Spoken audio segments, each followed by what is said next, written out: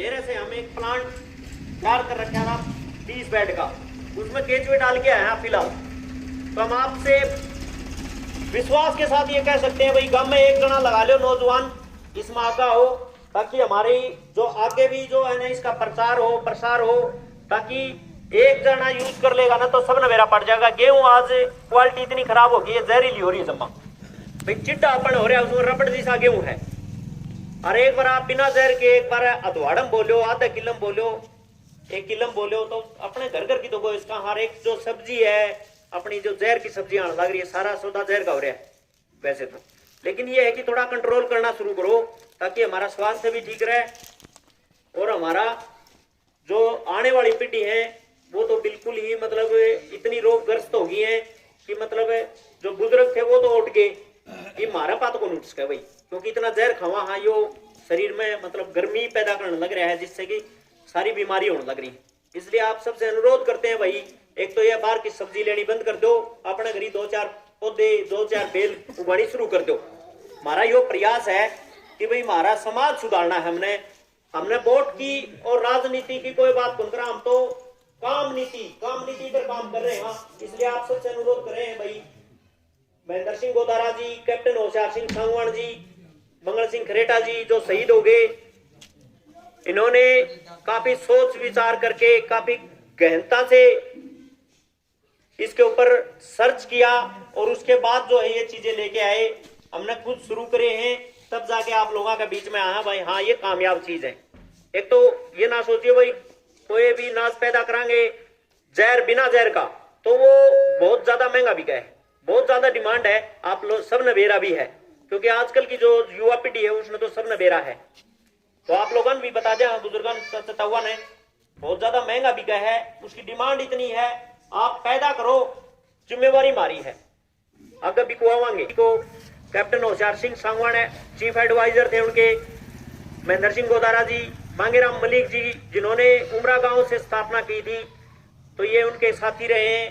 Captain Hoshiyar Singh Sangwan, Mahendra Singh Godara जी जो हमारे बीच में आज आए हैं, काफी सालों से 45 साल से ये भी लगे हुए हैं साथ में।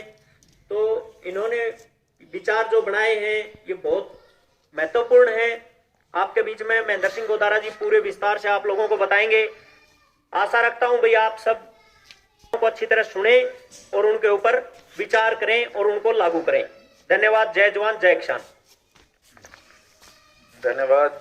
अभी जो बोल रहे थे शहीद मंगल सिंह खरेटा के बेटे युद्धवीर, जैसे कि बता दिया, मेरा नाम महेंद्र सिंह गोदारा है।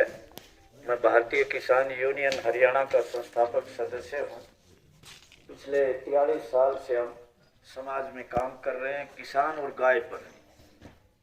आज हम आपके गांव में आए हैं कि टिकाऊ खेती शुरू करो, डीएपी यूरिया की खेती बंद करो। अगर नहीं करते हैं तो आगे स्थिति ऐसी आ रही है कि जमीन जवाब दे जाएगी। और रही बात ये कि अब जब ये कहते हैं कि भाई ये खेती मत करो, तो एकदम आपके दिमाग में आती है, जैसे कह रहे थे कि भाई ये नहीं करेंगे तो अनाज पैदा नहीं होगा। ऐसी कोई बात नहीं है। अब मैं चर्चा करता हूं कि जमीन में दाना उगता कैसे। अपने वैज्ञानिकों ने ये नहीं बताया कि जमीन में दाना उगने का सिस्टम क्या है। दाना जमीन में उगता है आपकी शेरपुरा गांव की जो एक मुट्ठी रेत है, उस एक मुट्ठी रेत में 3 करोड़ से 5 करोड़ तक जीवाणु है, तभी दाना उगेगा। और दाना तब उगता है जब आपके जमीन का जीवाणु मरता है। जीवाणु मरकर दाने को ताकत देता है और वो पौधा बनता है। ये नियम है फसल उगने का, दाना उगने का और फसल होने का। अब ये बात ठीक है कि पहले जब मैं ये चर्चा कर रहा था, आप कह रहे थे भी हमारे यहाँ तो बिरानी जमीन थी, चने हो जाया करते थे।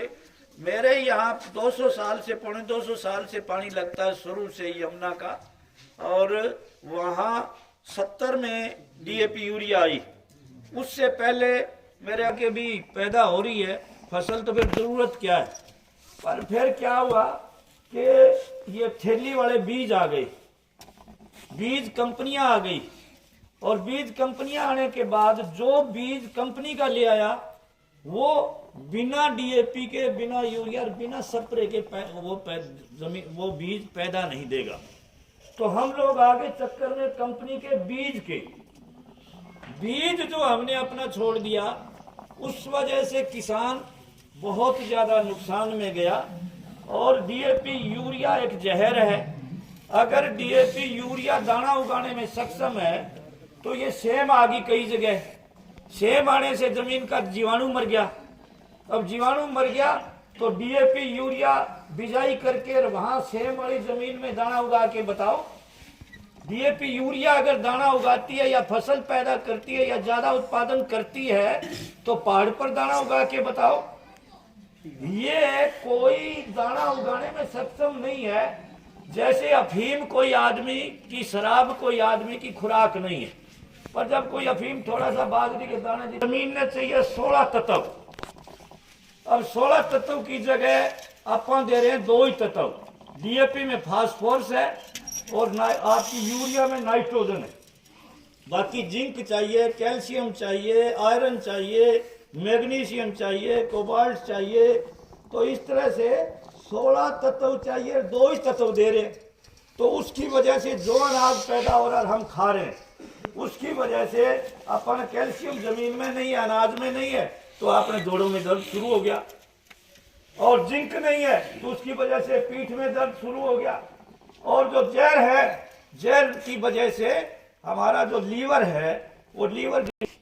अब जो नौजवान लड़का है उसकी शादी के बाद जो बच्चे होंगे, वो बच्चे जमीन रखना उनके लिए बड़ा मुश्किल हो जाएगा, क्योंकि वो जमीन की तरफ तो उनका ध्यान ही नहीं है। इतने मोती छोटे और वो मोबाइल के बच्चे हैं, मोबाइल के बच्चे हैं।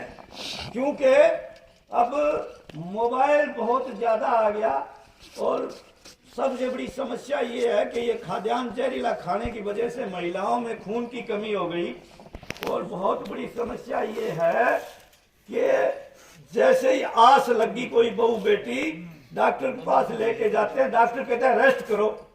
अब वो रेस्ट करने लगती है